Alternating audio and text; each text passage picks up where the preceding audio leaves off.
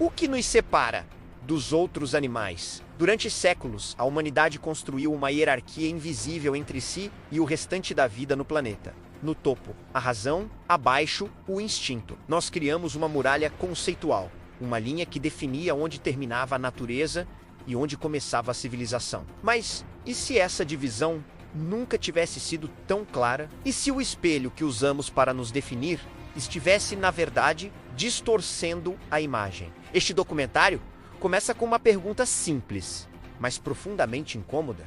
Somos realmente tão diferentes? É uma jornada ao coração da ciência, da ética e da nossa própria identidade. Guiada por uma mulher que ousou questionar tudo. Nos anos 1950, a ciência era um universo de regras rígidas, hierarquias fechadas e métodos que exigiam um distanciamento quase cirúrgico da emoção. O cientista era um observador neutro, um coletor de dados frios. Foi nesse cenário que surgiu uma jovem sem formação acadêmica clássica, mas com algo que a academia raramente oferecia: tempo, uma observação paciente e uma curiosidade genuína, livre de preconceitos. Jane Goodall não entrou na ciência pela porta principal. Ela não tinha um diploma que a credenciasse. O que ela tinha era uma paixão infantil por animais e um convite do paleoantropólogo Louis Leakey para ir à Tanzânia estudar chimpanzés selvagens. Ela não sabia, mas estava prestes a redesenhar a ciência por dentro,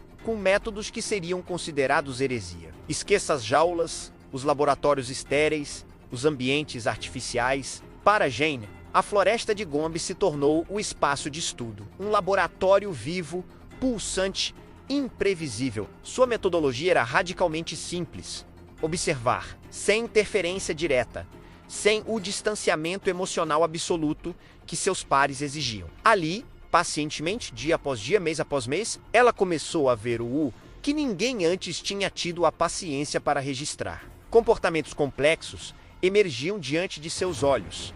Estruturas sociais elaboradas, táticas de cooperação, aprendizado transmitido de mãe para filho, conflitos que pareciam simbólicos e até gestos que, para qualquer observador atento, lembravam abraços de consolo, formas primitivas de empatia. A floresta não era um cenário, era o próprio texto. A ciência tradicional da época era clara: jamais atribua nomes aos seus sujeitos de estudo. Nomes criam vínculos emocionais distorcem os dados objetivos. Os animais deveriam ser números, códigos anônimos em uma planilha. Jane fez exatamente o oposto. Ela olhou para o chimpanzé de barba branca e o chamou de David Graeber. Viu a mãe protetora e a chamou de Flo. Ao dar nomes, ela não estava apenas humanizando-os, estava reconhecendo sua individualidade. E essa decisão, vista como uma falha metodológica grosseira, tornou-se uma das maiores revoluções da etologia moderna. Ao nomear os indivíduos, ela passou a perceber histórias, personalidades distintas e dinâmicas familiares únicas. Onde a ciência via apenas um grupo, Jane via uma comunidade com sua própria política, suas alianças e suas tragédias. Por muito tempo, o uso e a fabricação de ferramentas foram considerados a assinatura exclusiva da humanidade, o marco que nos separava definitivamente dos outros animais. O homem, o fabricante de ferramentas, era o mantra. Até que em Gombe, a observação direta mostrou algo que abalou as fundações da antropologia. Jane testemunhou o chimpanzé selecionando galhos, arrancando suas folhas e usando-os para pescar cupins em seus ninhos. Não era apenas uso, era fabricação. E mais, essa técnica não era inata, era aprendida e transmitida entre gerações. Em diferentes comunidades de chimpanzés, foram observadas variações nessas técnicas. Verdadeiras tradições culturais. A exclusividade humana tinha acabado de ruir.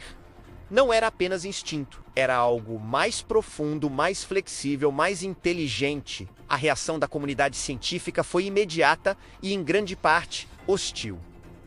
O ceticismo era enorme. Surgiram questionamentos, desconfiança e uma forte rejeição institucional. Como uma mulher, sem um doutorado, poderia afirmar ter feito descobertas tão monumentais com métodos tão pouco ortodoxos? Suas observações foram rotuladas de anedóticas, sua interpretação de antropomórfica. A crítica não era apenas sobre seus métodos, mas sobre quem ela era. Uma mulher que desafiava o establishment masculino da ciência. Uma pesquisadora que falava de personalidades e emoções em animais. A história de Jane Goodall também é uma história de resistência silenciosa. De lutar, não apenas por suas ideias, mas pelo direito de T-Loss em um mundo que não estava preparado para ouvi-las. A revolução de Jane não parou nas descobertas. Ela gerou uma crise ética. Se outros animais sentem, têm personalidades, aprendem, formam laços e sofrem.